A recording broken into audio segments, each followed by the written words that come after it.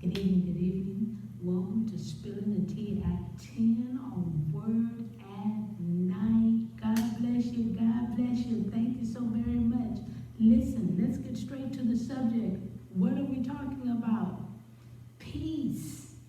We're talking about peace. And when we think of peace, y'all, we think of the absence of conflict, right? We think of the absence of conflict.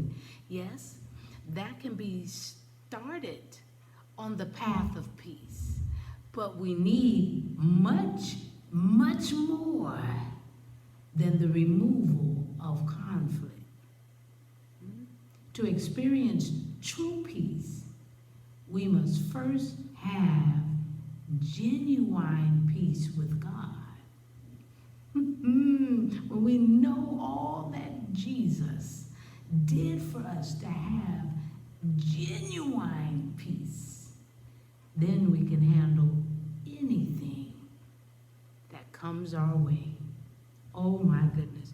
Meet me in Romans chapter 5, reading just verses 1 and 2. Romans 5,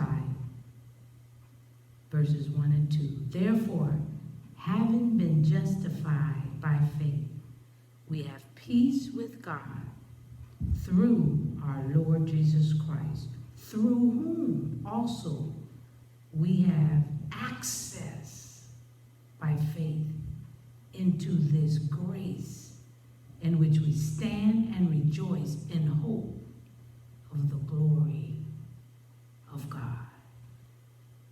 That's us getting on the right path of peace.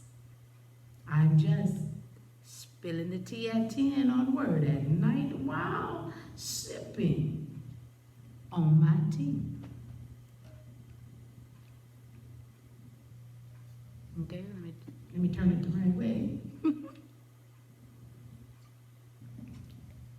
All right. Let's pray. Gracious Father, we thank you so very much for all that you've been doing for us and all the things that you have planned for us, Father. We are excited about your peace. Now, Father, in a world that is full of trouble, lies, turmoil right now, dear Heavenly Father, where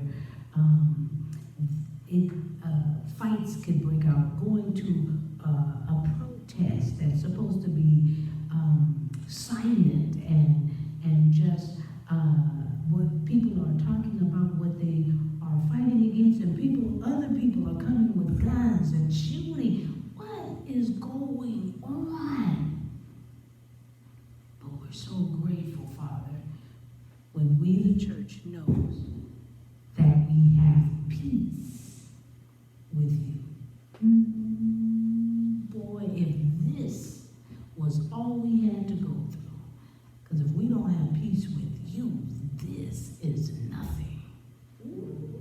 So thank you for your peace.